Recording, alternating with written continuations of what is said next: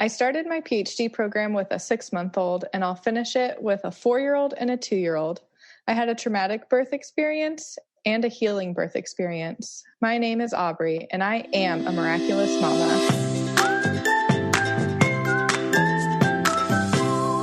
Welcome back to the Miraculous Mamas podcast. I'm your host, Elizabeth Presta. I want to thank Aubrey for her intro. I hope you guys are enjoying the new intro. I want the women from our community to tell us what makes them a miraculous mama. If you want to hear more about Aubrey's story, head over to the Patreon. It's patreon.com/miraculousmamas, where we have tons of birth stories and other stuff for our community. And when you subscribe, the proceeds go to women in need. Last month's went to help supply sanitary products to women in third world countries. Pretty cool. So that is all from you guys, from the support of our community. $1 a month does make a huge difference. So thank you so much for being a part of the bigger picture. For people who are just joining us, Miraculous Mamas is a community that we believe in empowering women through storytelling and education. So we love sharing stories, birth stories, self-transformation journeys, and bringing on experts to help educate us, especially in healthcare and parenting and birth. So there's tons of information on this podcast to empower you on your journey and to help you make the best informed decisions, and also to help you feel like you are not alone. There's also our Facebook community, Miraculous Mamas. They are awesome women. Definitely get plugged in there to have more resources and information, and to always continue the conversations from here. And it's a place, a safe space where you can ask for help, talk about what you're going through, and have women come alongside you and be like, listen, I've been there, I can help you. Or people who just have other alternatives that maybe you didn't think of ways to be able to connect you and come together. I want to thank all of our listeners. You guys are so awesome. I could not do this without your support, and I love hearing back from you. A lot of the guests that we brought on were people that you have reached out and said, I want to hear this person. So I'm working really hard at trying to book guests and bring on good content. And I really value your feedback. So thank you to the people who have reached out to me. And also don't forget to check out my website, elizabethjoy.co, where there's more information on doula stuff. My virtual course is coming out. There's products. There is blogs. And I'm actually going to be posting one from this episode. One from Liesel. Our guest today is Liesel Teen. She is an RN nurse, and she is amazing. Her Instagram is full of information and resources about labor and delivery. She brings on tons of different aspects, whether you're planning on getting an epidural or planning an unmedicated birth or planning on breastfeeding or planning on bottle feeding. She just has tons of education on her Instagram feed. So you're definitely going to want to follow that. And she is going to tell us all about that. We talk about a few different unexpected things that can happen during pregnancy, but you need to be prepared for this episode. I already told her she's going to have to come back because I know you guys are going to love her so much, and I will find out more from you on what you want to hear from her. So I'm going to get Liesel on. Enjoy. I'm super excited about our guest that we have here today. I have Liesel Teen with us. She is a labor and delivery RN, and she is passionate about educating mamas on what is to come. A lot of women go into birth not knowing what is actually going to happen. I remember my first birth that I saw, she didn't know that she had to deliver the placenta after. So when she started contracting, and she's like, what's going on? And it's like, you have to deliver the placenta now. And she's like, nobody told me this, So it's super awesome what you're doing. So thank you for coming on. Thank you. Yeah. Thank you so much for having me. Happy to be here. Yeah. So tell me a little bit about how you got into all of this. Yeah. So my name is Liesel, and I've been a labor and delivery nurse now for about 5 years. And I've just always been attracted to birth and pregnancy and, everything ever since kind of nursing school. And let's see, I got married. I was working as a labor and delivery nurse. And then I had my son, who's 2.5. So I was working for probably, 2.5 years. And then I had him. And I had such a wonderful, empowering birth with him. And I felt such a supportive role from my labor nurse during my own birth that it really made me realize how important my job is as a labor and delivery nurse in supporting other moms. And I just, I felt that, then I had him and I took 3 months maternity leave and I came back, and I love my job, but I love my son more. And I was just like, I was struggling with working full time with him. So, I just started to kind of get into the whole blog world and really started to get excited about it and realized that, I can actually kind of help a lot more people through the internet and through, social media than I can even at the bedside. So I, packed my hours eventually and started my blog. And then it's just kind of skyrocketed from there, and really kind of taken off. I've really grasped onto Instagram. That's where I'm really focused into and doing, all of my education on there. I do have a birth course now, but I'm very active on Instagram and doing my pictures on there. And I love that. So yeah, it's kind of been just a crazy little journey that I've been on. Yeah, that's so much fun. Yeah. That's awesome. So how long have you worked as a labor and delivery nurse? Yeah, so I have been in labor delivery. It'll be 5 years this August. And I love your just approach to it, because you seem very inclusive of so many different types of labor, types of birth. And that's not always something that you see from somebody who's in the hospital room all the time. No, not at all. I really try. I'm very open to, because everybody's different, and everybody is different in terms of where they want to give birth and how they want to give birth. But yeah, I feel like there's too wide, it's like a big spectrum, and there's two sides, there's people who are like very, almost do like all the unassisted birth, want no medical intervention and like want nothing and just want to have their babies by themselves. And then you have like super, super medicalized birth. So I try to cover, the widest range of the spectrum as I can. Yeah, absolutely. I agree. I feel like that's so important, because I think that the more options women feel that they have, that they might not feel that they have to do it unassisted, or that they, then some things might seem less scary. It's like, okay, so I know that I could go to the hospital, have this birth, that I'm going to have some options in it, that, there's going to be parts that I feel like I have decision making in, and then it's less scary. It kind of helps remove that fear that is surrounding birth right now. And I feel like that is something that has kind of continually amplified. It's supposed to be like this amazing process. And of course there are times that it can be fearful, but there is so much fear surrounding birth. For sure. And I think a lot of people see it almost more as trauma than, hey, this is a process. It can be. Right. It can be traumatic. And you bring up an interesting point. Like I actually had a lady message me months ago, because I posted something about fear and just analyzing your fears and getting over your fears. That's the first step in getting over your fear, is to just really analyze and ask yourself, what exactly are you afraid of when it comes to birth? It comes to anything, but I was talking about birth, obviously. And she messaged me and she was like, that really makes sense, because I was so afraid and I wanted to do just, have no intervention and just do this by myself at home. And I really just sat down and asked myself, what exactly am I afraid of? And she realized that it was the location. She was terrified of hospitals, and she was terrified.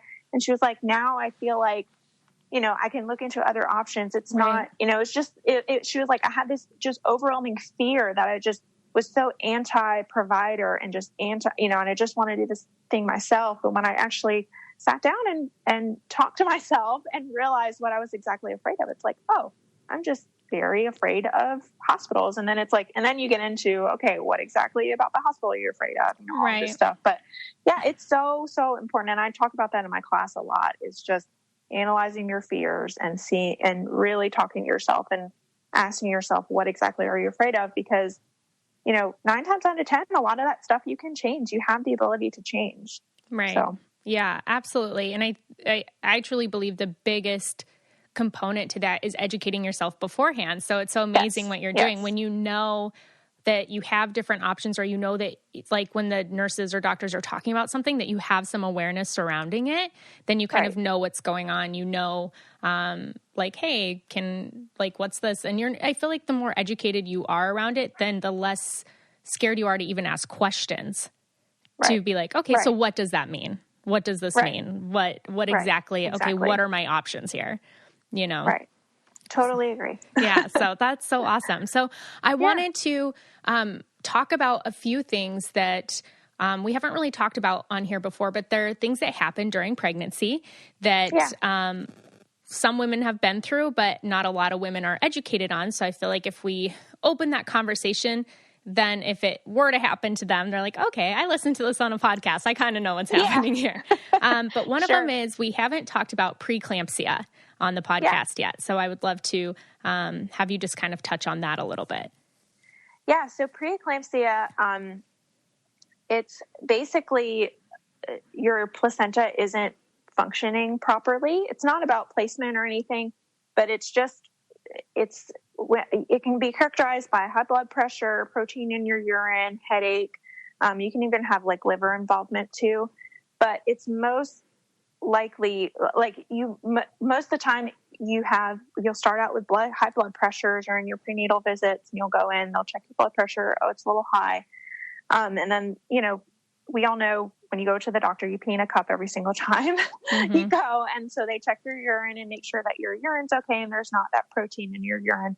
If you start to get protein, you know, they say, oh, we're starting to maybe think about preeclampsia. And, you know, some women get headaches. It can be scary because it can be life-threatening. I mean, I don't know if you've seen, what is that show? Downtown Abbey, but she died of, it was postpartum preeclampsia. It was, you know, back in the day, but people definitely still die from preeclampsia. They get so hypertensive and their blood pressure increases so much during pregnancy or in the postpartum period that you can have seizures and you can have stroke and you can die, you know, or you can get really, really sick and have to be, you know, go in the ICU and be hospitalized. So it's very serious. We see women for it. I work at a high risk hospital. We see women for it all the time who actually sometimes have to be hospitalized before labor and birth, you know, on a preterm basis, just to monitor their blood pressures and monitor, you know, all of their symptoms and stuff. And I've had plenty of, you know, women who, you know, you kind of have to get to the point where, okay, and then you get started on medications, hypertensive medications, and your provider usually likes to start you at a very low dose and then kind of trend up, and you have to kind of find where it's managing your blood pressure. And these women who come into the hospital, they're, you know, always on medications, and sometimes it just continues to trend up. And then you're at like the highest dose of these medications and you're still having crazy high blood pressures. And like, oh, well, we have to think about either inducing you early or, you know, having a C-section depending on your situation. But yeah, it can be very scary and it's very common. I think it's like, I don't even know what the rate is, but it's pretty darn common. Yeah. So yeah, very, very scary, very, very serious. At the beginning, you had mentioned something about the placenta. What does it have to do with the placenta? So they're not exactly sure, but it's something to do with just your placenta not functioning properly. And that is actually the cure for preeclampsia is removing the placenta. So once we give birth, your body, sometimes you have it still on a preterm or on a postpartum basis, but that's what they say is the cure for preeclampsia is removing that placenta, because it is that is just, you know, where it comes from is just your placenta isn't functioning properly.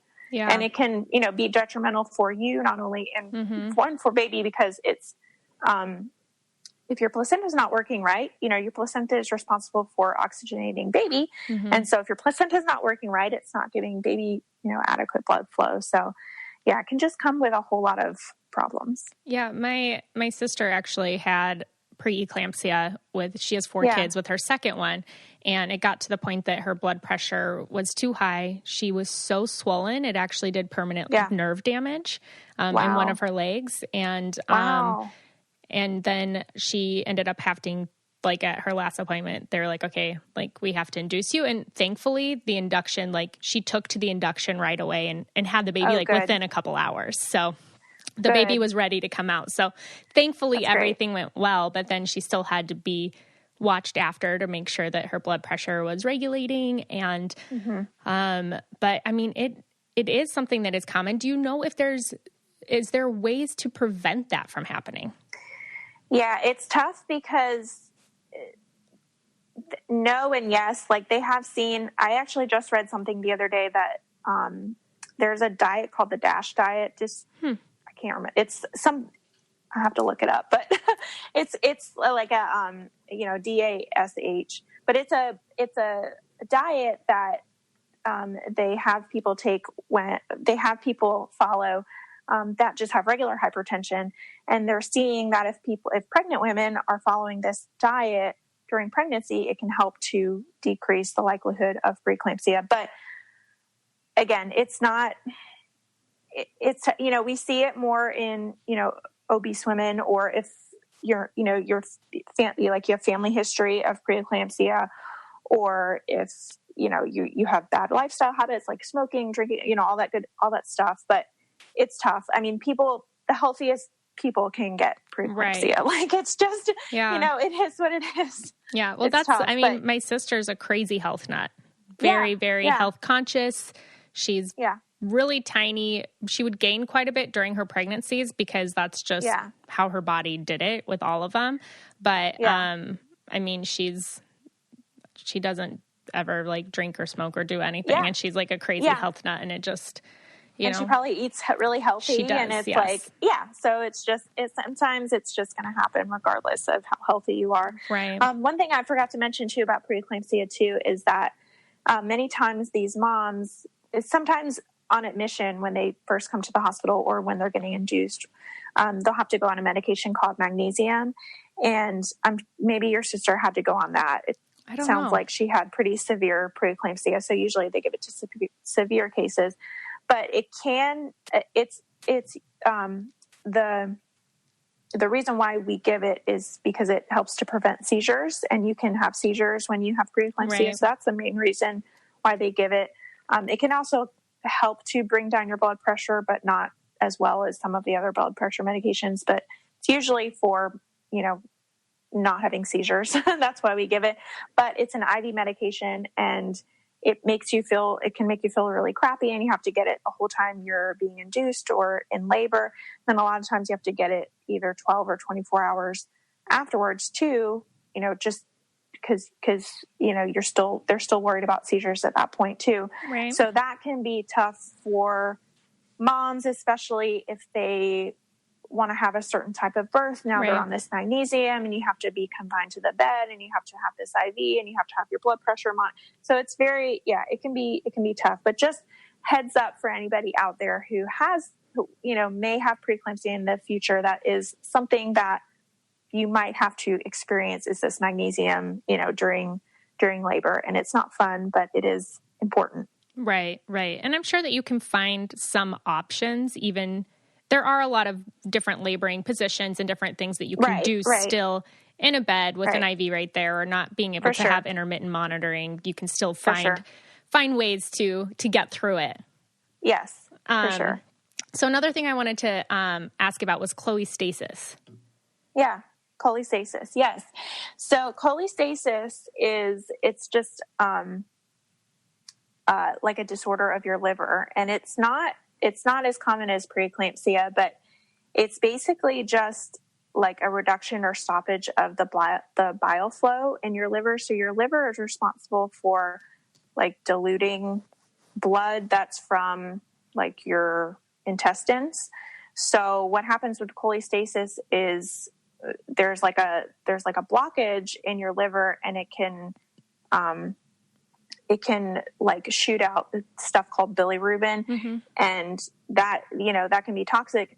And cholestasis, like the thing that most people experience when you say you have cholestasis is they get really, really, really itchy, like really, really, really itchy, usually on your palms or your feet, but it can be really anywhere on your body. And the reason why you get itchy is this bilirubin, and like they're called bile salts. They kind of just like get to the surface of your skin because they build up and they get to your skin, and it can be really, really itchy. So moms that have this, there is a medication that you can take, but the big thing with cholestasis is you usually have to be delivered early. So sometimes even as early as like 36 weeks. They usually try to push it to 37 weeks, but they have seen that stillbirth is a lot higher with moms who have cholestasis once you get to a certain week. I think it's, like I said, I think it's after 37 weeks. That's why they want to deliver moms by that 37th week, because your odds of stillbirth, do increase. So that can be tough for moms too, when talking about what they want for your birth. If you have cholestasis, you have to get induced or have a C-section at 37 weeks, or even sometimes 36, not so much. They usually try to wait till at least 36 weeks, but even sometimes 36 weeks. And oh my gosh, now I have, a late preterm baby, or, this 37-week induction, my cervix isn't quite ready for labor. You have to go through all this. So it can be tough, but yeah, it's funny because I posted on cholestasis a few times on my page now, and I can't tell you how many messages I got from moms, because my post was, if you're itchy during your pregnancy, if you're uncontrollably itchy, make sure you tell your provider. Like that is one of those things that is, bleeding, you tell your provider. If you feel like your water broke, you tell your provider. If your baby's not moving, you tell your provider. Yeah. And itchiness is something that you tell your provider, because it can be this cholestasis. And I can't tell you how many people, like, I got messages from who were like, oh my gosh, like I told my provider about this and I have cholestasis. Like, thank you so much for posting this. Yes. You're like, you're welcome. Yeah. Tell your provider. I know. So yeah, super scary, because it can, increase your risk of stillbirth so much, but usually it's well controlled. Usually they catch it and we deliver by 37 weeks, and, everything is fine. And with that, is there ways to prevent that during pregnancy? No, nothing. No? Oh my gosh. Nothing. I know. I know. You have no control. You have no control. Your body just decides to do all these crazy things. Just get pregnant and these kids just F it up, man. I know. You're going to get cholestasis. I know. Cholestasis. I keep saying Chloe. Cholestasis. Yeah. I keep saying Chloe. It looks like Chloe. Yeah. I'm also dyslexic sometimes with letters. So. It's okay. It's all good. But yeah, so, I mean, there's nothing, I guess, that could support your liver during pregnancy that... No, not really. Not really. Yeah, not really. It just happens. I know. Sorry, guys. It's just, and the rate is low. It's not, it's not very high. Like, I can look up the statistic right now to see exactly like how much it is, but it's low. It's not something that, it's probably not even like 1 in 10 or 1 in, it's low, but it just, unfortunately, we just have no control over it. Yeah, but I mean, the important thing is that as soon, if you are itchy, tell your provider, and that they can catch it early, and then make sure that you're monitored and making sure that everything's okay. Yes. So, guys, if you're itchy. So something else that I wanted to talk about was a heart-shaped uterus. Yes. What does it mean? Heart-shaped uterus. So it's called bicornuate, and I'm a little dyslexic too, so I get my letters sometimes mixed up too. But yes, heart-shaped uterus is just basically exactly what it sounds like. Is your uterus kind of looks like a heart. It, on the top, it's your uterus normally kind of looks like your fist, or like an upside down like pear. Mm-hmm. And if you think about like an upside down pear, it kind of already looks like a heart, but with a heart-shaped uterus, that top is just more indented, like down. Yeah, indented. Thank you. Yeah. So that is something. It's again, it's only I'm looking at it right now, the statistic. It says 3% of women are born with a heart-shaped uterus. Interesting. And so it's just genetic. You're born with it. It's just something that happened in utero with you. You know, your uterus just grew this way. And I believe it is genetic too. If your mom had this heart-shaped uterus, you're more likely to have one. But I don't think it has any. They used to think it had impact on fertility and getting pregnant, but I think recent research has shown that it doesn't have an impact on getting pregnant, even though you may, if you have, recurrent miscarriages, they might look into this to see if you have, but they say that, it doesn't have anything to do with fertility, but it can increase your risk of delivering early and having issues with, I think actually with birth defects. You're more likely to have a baby with birth defects if you have this heart-shaped uterus. So with that said, if your provider knows this and you have this heart-shaped uterus and you get pregnant, you're just going to be labeled high risk and you're just going to be watched and probably have more frequent ultrasounds during your pregnancy. Most people are fine. I think you have a little bit higher likelihood of having like a breech baby or having babies who are transverse or, and they're a little funky because your uterus is just a little differently shaped. So baby just kind of has to find a comfortable position. But usually it's just you have more frequent ultrasounds. And obviously if you have complications, then those lead to other things during your pregnancy. But most POMs are okay. But yeah, that's pretty much everything to say about that. Yeah, I've had a lot of people be like, oh, I have a heart-shaped uterus. And I think sometimes the way that news is delivered, it comes off so scary. Yeah. It's like, oh, there's something wrong with you, and it's like, that's why I love, having these talks with people like you who can explain it. And then it's like, okay, it's, it's not, right. Yeah, right. It's really not. I mean, yes, you do have a higher likelihood of having these things, but I mean, just in the people that I've seen, like most people are fine and go on to have perfectly fine deliveries and perfectly fine babies. Yeah. Yeah. All right. So you guys know that I have been on the hunt for a good deodorant, and I've even tried making some myself, and I'm very picky about my deodorant because I don't want to wear anything that has toxic ingredients in it. That's very important to me to use clean products and cruelty-free products. So I've tried tons of all natural ones, and it's been really frustrating. So I finally came to the realization that I'm never going to find a perfect all natural deodorant, and I'm just going to have to accept that I have some BO sometimes, and that's okay. But I discovered Native, and you guys, I'm not even kidding. It has changed my armpit life because it is safe, simple, and it's so effective. And they have over 8,000 five-star reviews from customers. That's how good it is. And they're going to have 8,001 because I'm about to leave them an amazing review. And it's formulated without toxic ingredients, no aluminum, parabens, or talc. They use ingredients that are found in nature, such as coconut oil, which is antimicrobial, shea butter that moisturizes, tapioca starch, which helps absorb wetness, and there's no animal testing, and free shipping and returns. So I'm not kidding you guys. I put it on the other day. I got it. I'm like, okay, just another natural deodorant. We'll see if it works. I put it on, and that night my armpits did not smell. And that never happens to me. I was so excited that I made Vito smell my armpits, and he was hesitant because he knows that I smell. So I was like, no, babe, seriously, smell my armpits. And he did. And he's like, wow, that actually works. I'm like, I know. It has been the first natural deodorant that I found that works. And I just met a doula yesterday, true story, who was telling me about what she has in her doula bag. I was at this doula meetup, and she's like, oh, I carry Native deodorant in my bag because you don't want to smell when you're helping out people. And you're all up in their business with different positionings. And she's like, oh yeah. And I was like, oh my gosh, I just got the deodorant. It's the best. She's like, I know, it's the best. I take it with me everywhere. Native deodorant is where it's at. It's worth it. It's ingredients that you can read and know, and they have something for everyone. They have a wide variety of different scents for men and women.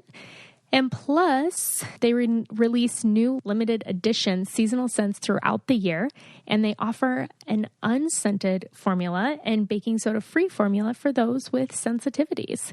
And their classic deodorant scents include coconut and vanilla, lavender and rose, cucumber mint, and eucalyptus mint. I have the coconut vanilla, and I love it, but I'm definitely going to try the eucalyptus mint because I'm a huge eucalyptus fan. And there's no risk in trying it, and you can subscribe and save 17%. I literally cannot tell you guys enough about this. You know, I've been training for the marathon. I do doula work.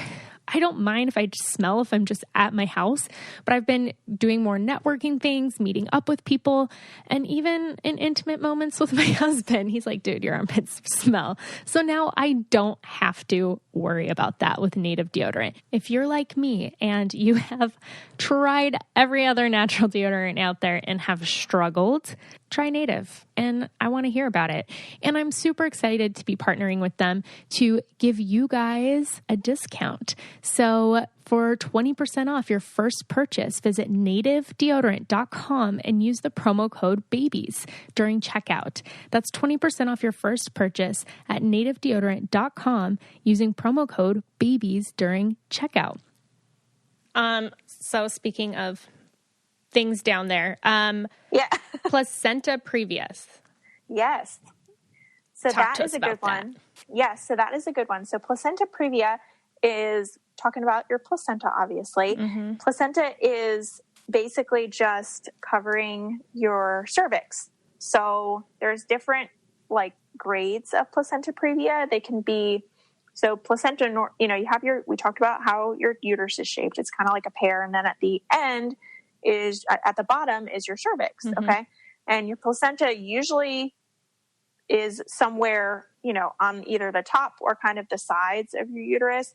Placenta Previa, it's just at the bottom. And so there are different kinds, like I said, it's graded. So a complete previa is completely covering that cervix. And then there can be like a partial previa. It's partially kind of covering your cervix. There's one called marginal, which is where it's just kind of touching your cervix. And then there's also something called low-lying placenta, and that's not a previa, but it's just very close to your cervix. Mm-hmm. So the thing we talk about with previas with this is it does impact your delivery, because if you have any sort of previa going into your birth, it is safer to have a C-section. You really must have a C-section, because baby can't pass through, your cervix has to open, and baby can't pass through that placenta, especially if it's complete. Now, I've seen moms who have low-lying placentas and they're fine. They're able to give birth, but your placenta and the umbilical cord is basically baby's lifeline, because it gives baby, oxygenated blood. So if we're laboring and baby is pushing against this placenta, it can be more likely to peel off and be really, really dangerous for baby. So unfortunately, yes, these moms do have to have a C-section if they're present at birth. Now, with that said, a lot of moms have, if they have their, they have their anatomy ultrasound at 18 or 20 weeks. This is diagnosed, and the provider will say, "Oh, looks like you have a previa or partial previa or whatever." A lot of times, these moms, your placenta can move, so it can go up. It's not like you have it at 20 weeks and, oh, I definitely have to have a C-section. Vast majority of these moms, their placentas do move, and you do wind up fine. You can have a vaginal delivery, but some moms don't. Obviously, sometimes your placenta doesn't move and it just stays there. You'll probably have more frequent ultrasounds during your pregnancy as a result to kind of check this. Sometimes moms do have bleeding. A lot of times moms do have bleeding and need to either be managed on an outpatient basis for that or hospitalized for that. Sometimes it's a lot of bleeding from these previas. And as long as it's not affecting, if you're just bleeding with a previa and it's not affecting baby, we put baby on the monitor and baby's just fine. And, heart rate's completely fine and we're watching it, then you're fine. We don't have to deliver you on a preterm basis. Now, if you're bleeding and your placenta is starting to peel away, and that's called like a abruption, and it's changing baby's heart rate, then, you know, we have to intervene and deliver on a preterm basis. But a lot of these moms do make it pretty, you know, a lot of moms make it to term with Previas and they just have to have C-sections. Yeah. So. Yeah. I was going to ask if it could move. Is there anything you can do to try to help it move? Or is it, again, like just randomly? This is the common theme with this podcast. There's nothing you can do. There's nothing you can do, guys. Sorry. I know. I get that question a lot because I posted about it a couple times and people ask me, like, is there anything I can do? Can I, like, do certain positions? Like, no. Unfortunately, like, you can't. You know, you can drink as much water and do as many positions as you want to, but it's just your placentas. You can pray about it, you know? Right, yeah. So I tell moms, like, just think and, you know, but it's, unfortunately, there's really nothing you can do. And, I mean, I think just also knowing in those types of situations that you have to trust your care providers. Yes. And that, I mean, at least for me, like, so I have, an online doula course, and it's important for me to talk about C-sections on there because a lot of women who take birthing classes, they're prepared for this all natural everything. Or even if they're getting an epidural, they're like, okay, I'm going to labor until I want the epidural, but nobody's talked to them about C-section. And it's like going into it, again, if you kind of know what's going to happen, and you know that you can have, there's very few options you can ask for, but even then, sometimes people will let you play light music. You can still ask for skin to skin. There's, you know, just different things that you can ask for to make that a more gentler process. But again, then it's less scary being like, oh my gosh, I'm getting a C-section. And it's like, okay, but I'm prepared for this. I know that this is what's going to happen. I know that my doctor's done this 1,000 times. I know that in 40 minutes, I'm going to meet my baby. Right. You know, so there's so many like positive ways to like look at it to where you're not like so traumatic. Freaked out. Yeah. Right. I mean, but there are a lot of moms. No, I think a lot of moms too, don't realize that even a planned C-section is a lot safer and a lot more relaxed than an unplanned one too. So just knowing that and going into, like, if you have a Previa and you know you have to have a C-section, just know that this is going to be a lot more relaxed than if you labor and then you have an unexpected. Now, you know, obviously those can be fine too. And they're not all emergencies, right? We're not all like running back to the OR, but with scheduled C-sections, you come in, you know, it's very like everybody knows their job and baby's fine. We're not worried about baby's heart rate or worried about, you know, you're bleeding too much or, you know, there's no emergency. It's just, okay, we're here, we're having a C-section. We can just kind of calm down and everybody can talk in a normal pace. And, you know, we can have conversations and we can play music in the OR, you know, it's all this stuff can happen.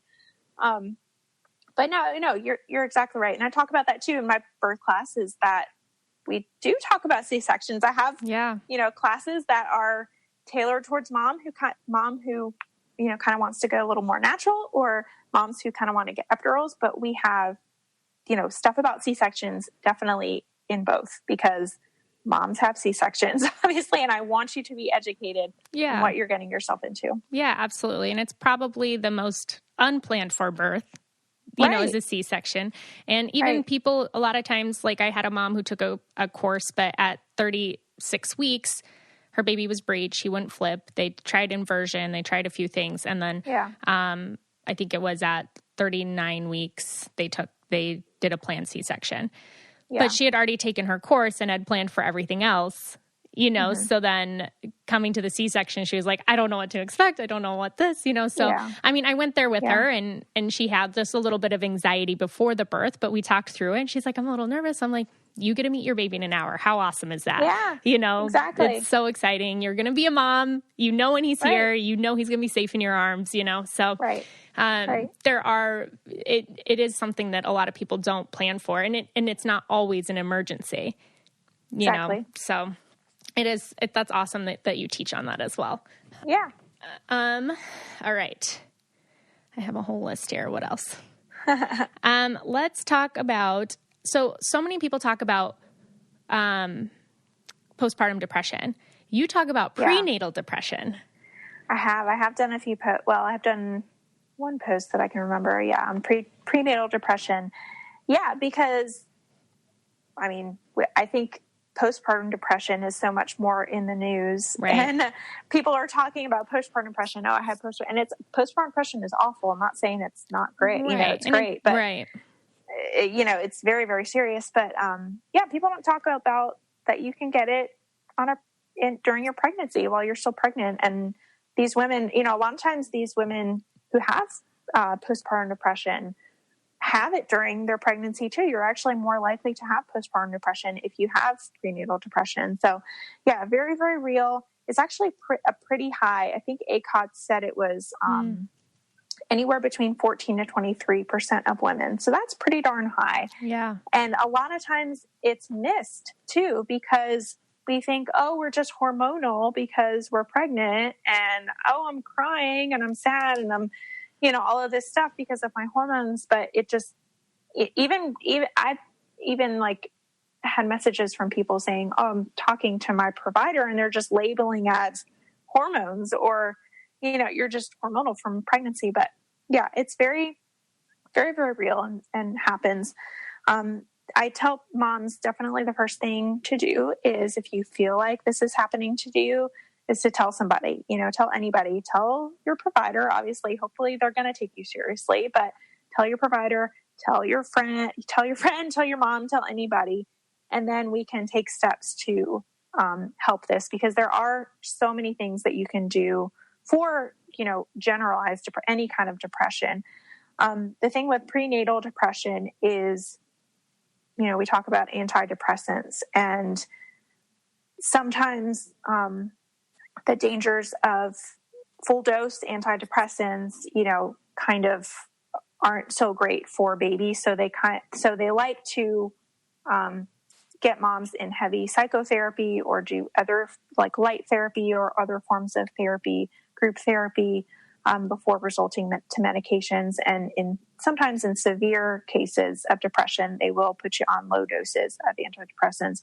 If it really comes to that, of course, right. You know, we don't want you to be a danger to yourself, you know, if you really truly need antidepressants during your pregnancy. But they try to, you know, steer away from it, obviously, because it can come with dangers to baby and birth defects and all of this stuff. But yeah, I haven't personally dealt with prenatal depression, but it's very, you know, very, very common, and not talked about as much as it, you know, needs to be. For sure. I didn't even really hear about it until I was on your page. Yeah. And I was like, oh my gosh, that does make so much sense though. And I think just, you know, how you were saying everyone talks about postpartum depression, and it's awesome because now people are less ashamed to say that they have it. Right. You know, it's like, okay, all these other people have postpartum depression. I'm not some crazy person. You know, I know that there's help out there. I know that there's options out there. So now that needs to be the case for prenatal depression now. Right. Is getting that word out there and knowing, hey, it's okay. I think women just struggle so much because that's supposed to be the happiest time, right? You're creating this life, or you just brought this life in the world. You're a mom now. You're a mom again, and your body did something amazing, and you should be so overjoyed. But there's so many other things involved. Yes, and I think that makes it even worse for moms too, just who have it, and because they put that guilt on themselves. You know, they think that, oh my gosh, like I should be so happy, but I'm not, and why am I not? And then, you know, you start to get anxiety and all of this stuff. But yeah, it's so real, and there are so many things that you can do to help, and like talk therapy is so good. If you know, I wish everybody could afford to go to a therapist like every week, because therapy is so good for everything, you know. No, yeah. But yeah, it's scary, but it's very, very, very real, unfortunately. So yeah, I'm with you on the therapy thing. I've just had a lot of transitions in my life this last year, and I've been talking to my husband. He's like, maybe you need to go talk to somebody. I'm like, I think I do, but I'm like in a weird insurance change. Yeah. So I'm like waiting for my insurance to kick in, and then I'm definitely going to go, because sometimes it's nice to have somebody outside of your situation to talk to, who will just listen. And they just ask you things in different ways. Like I see a therapist, and I have for a little while now. And I just kind of think of it as self-care. Yeah, absolutely. I've seen therapists in my life, like on a short-term basis when I was going through things, and you go to therapy for a short amount of time and then you're done. But now in my life, I'm just like, you know what? I have a little, my insurance is fine. I have a little bit of extra money to spend. Like, this is just going to be like think of it as self-care, that it's worth it for me to go and just talk and have somebody in my life who I'm able to do this. So that's how I look at it. Right. Get my nails done, go to therapy, more of a maintenance kind of thing. Exactly. Yeah, no, absolutely. And I do love the conversations coming around that as well. That's also something that's being very normalized is mental health is something that's just talked about so much more. And it's like, that's, oh my gosh, as you take care of your body or whatever, you have to take care of your mental health as well. Oh my gosh. Yes. So true. Yeah. So true. All right. So I want to talk really quick about after the birth of the baby. Yeah. So one thing that I've noticed that is changing a lot from when I started my doula work to now is delayed cord clamping. Yeah. When I started 5 years ago, nobody would do it. And now people are seeing some of the benefits of delayed cord clamping. Hey, it's recommended now. ACOG recommends it. I love ACOG. I'm always throw out ACOG statistics out there. Like, but ACOG said. Yeah. Oh, for people listening, right. It's the American College of Obstetricians and Gynecologists. Yes. So the leaders in that, the prenatal and postnatal health is there. So talk to us a little bit about delayed cord clamping. Yeah, so it's great. So like you've said, it has changed. So now we are recommending that for every birth, you're doing at least 30 to 60 seconds of delayed cord clamping. With that said, you can ask to have more, but that's just the current recommendation to at least do 30 to 60 seconds. And almost everybody is on board with that. We're still seeing some providers who are more old school who still just, deliver, clamp and cut.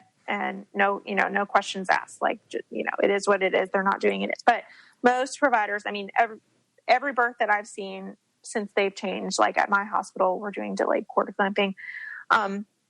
So many benefits, more so actually for preterm babies, because it helps with their circulation and helps to decrease blood transfusions and helps with so many things on a preterm basis. But with term babies, it does help with, I believe their hemoglobin stores, and just the only really downside to it is they do see babies sometimes develop more jaundice, especially if they're term. You have a higher likelihood of developing jaundice, but so many more benefits for baby doing this delayed cord clamping. It's so good and so beneficial. So the only reason why you would not want to do delayed cord clamping is if baby is needing immediate intervention after birth. And that's, really what we've seen is the only time that we're not doing it still. Even for preterm deliveries, I've seen, unless it's literally, unless baby doesn't have a heart rate, we need to intervene immediately. They're even if baby comes out with looking like they're kind of floppy, like they want to still wait that 30 to 60 seconds because it is so good for a preterm baby to get that extra blood flow. Yeah. But yeah, for term deliveries, if baby comes out and is needing resuscitation, they're still going to clamp and cut and bring baby over to the warmer and, get baby really vigorous and help baby out. But yeah, so good. And I preach it all the time now, like do delayed cord clamping.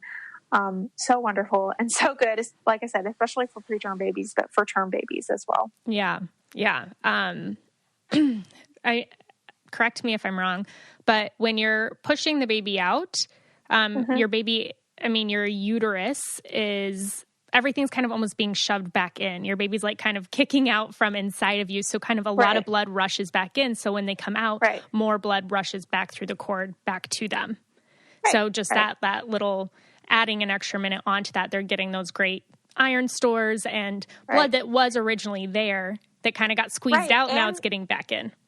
Right. And baby can be stressed out too as they're kind of coming out. They can really drop their heart rates, while pushing, as you're coming out. So yes, it's even more reason to kind of get more of that oxygen flowing because baby was just kind of holding their breath, as they're kind of coming out. Right. Yeah. And then delayed bath. So babies come out covered in this vernix. Yes. The cheese. And some people wipe it off very well, but it's been shown to have a lot of benefits of leaving it on. Yes. Yes. So the cheese is called vernix. I know I call it the cheese. I've seen some cheesy babies in my day. I know. It just sounds so gross. They've come out real cheesy, but it's not, it's not, it doesn't smell or it is what it is. Mm-hmm.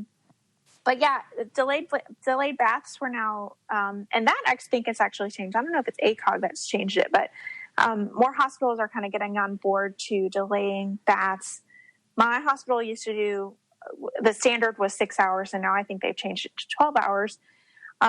Because it also has so many benefits for baby. It helps with baby's stress level and helps baby's vital signs to regulate. It helps with, we talk about a transition period sometimes in the first few hours as baby's kind of transitioning to life outside the womb.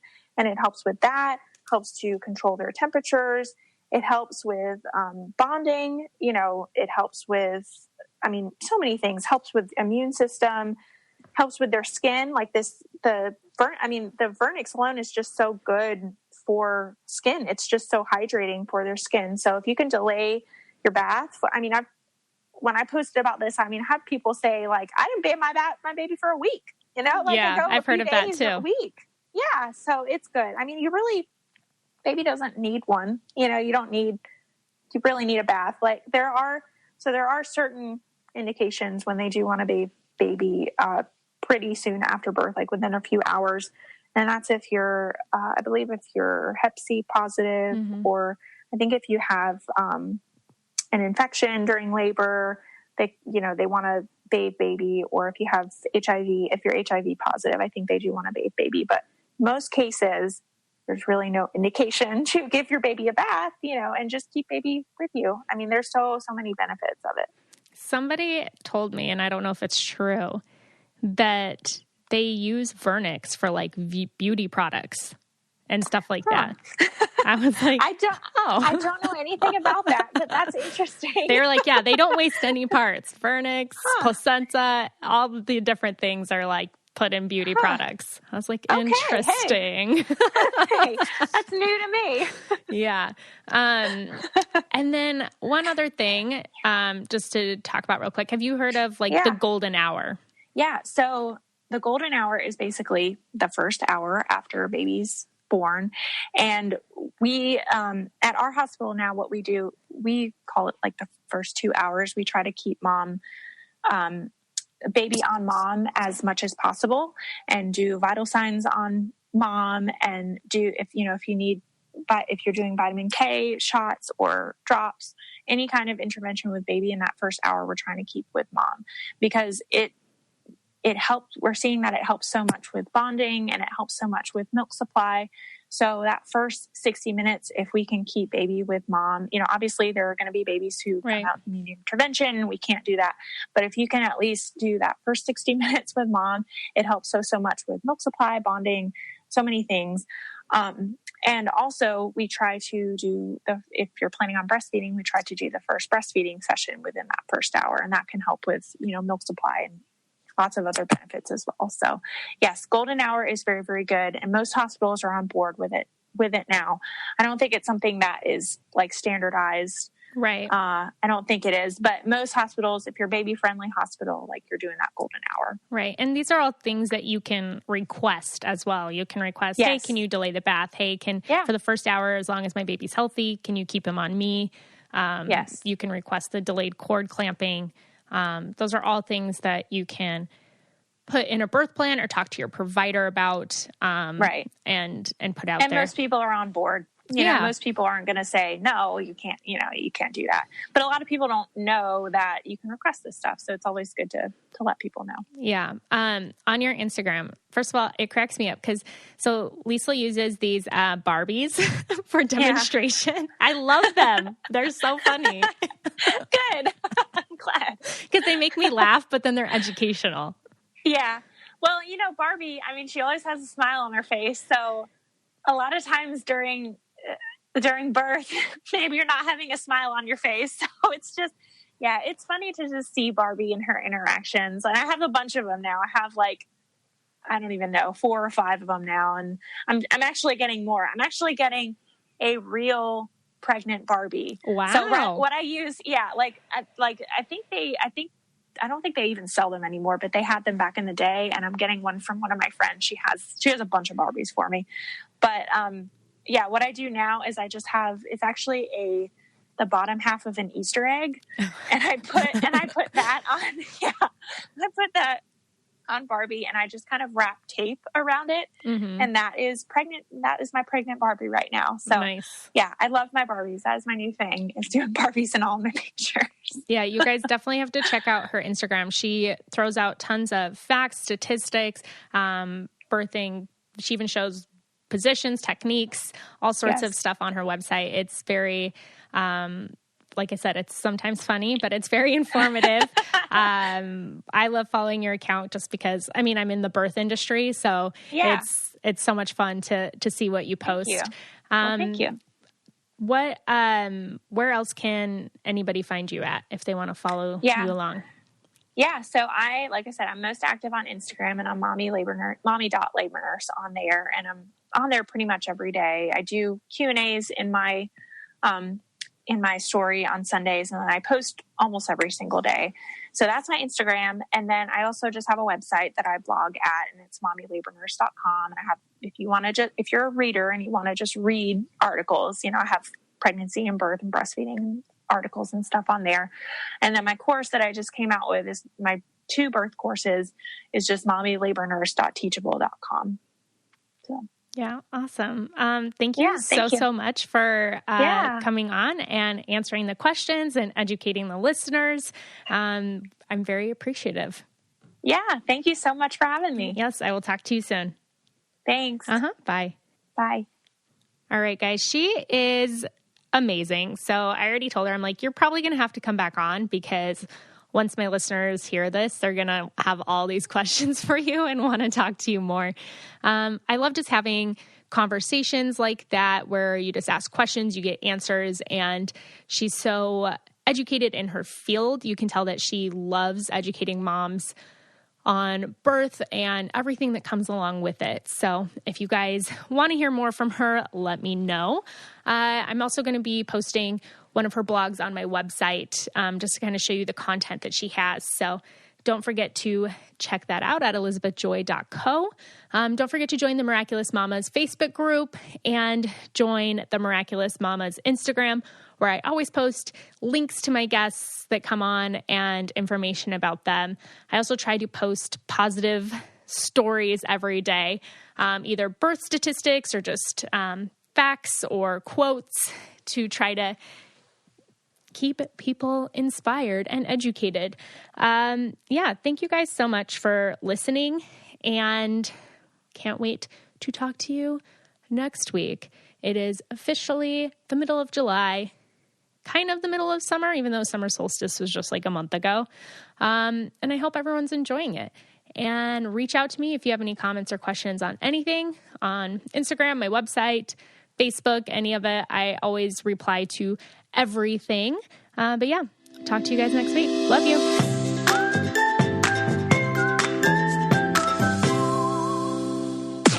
This podcast is brought to you by Wave Podcast Network. Check out all of our shows, including the Brain Candy Podcast, I Don't Get It, Coffee Convos, and Let's Talk About It.